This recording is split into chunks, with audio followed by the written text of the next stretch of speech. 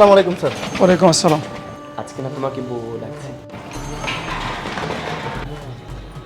হ্যাঁ আল্লাহ, স্যার কাউকে না জানিয়ে প্রবাস থেকে দেশে চলে আসলো, আর উপরে তো ম্যাডাম তার প্রেমিকা নিয়ে আছে। যা মিষ্টি লাগছে তোমাকে দেখতে, আমি না ফুল ক্রাশ খেয়েছি। আমি একটা কাজ করি, ম্যাডামকে তাড়াতাড়ি ফোন দিয়ে বিষয়টা বলি। এই তুই এদিকে তাকিয়ে কি দেখছিস? হ্যাঁ, তোকে যে কাজটা করতে দিয়েছি সেটা মন দিয়ে কর।